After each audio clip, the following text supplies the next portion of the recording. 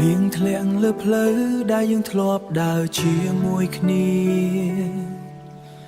សំលេងភ្លៀងដូចសំលេងចិត្តខ្ញុំកំពុងយំអតីតកាលស្រស់ស្អាតคล้ายជាអង្គុយឯកានៅសតតែការចងចាំមិនអាចលុបបានថ្ងៃនោះអូនកាន់ដៃខ្ញុំក្រោមពន្លឺភ្លើងនិយាយថាស្នេហ៍យើងមិនប្រែប្រួលខ្ញុំស្រមៃដល់ថ្ងៃស្អែកជាមួយអូនតែអូនវិញបោះបង់ដោយមិនប្រាប់ហេតុផលមេខ្ញុំធ្លាប់រងដោយមិនប្រាប់ហេតុផលមេខ្ញុំធ្លាប់ប្រាប់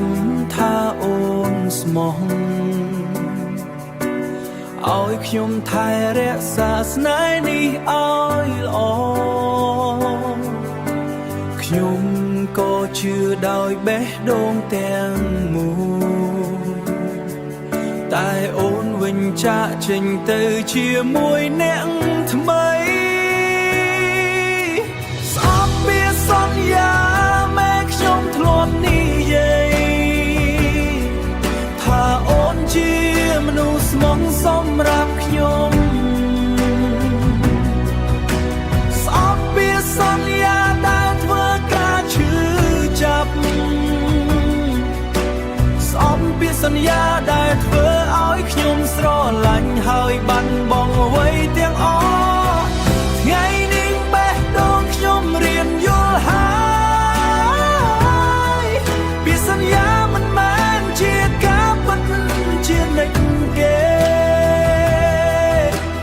ពេលវេលា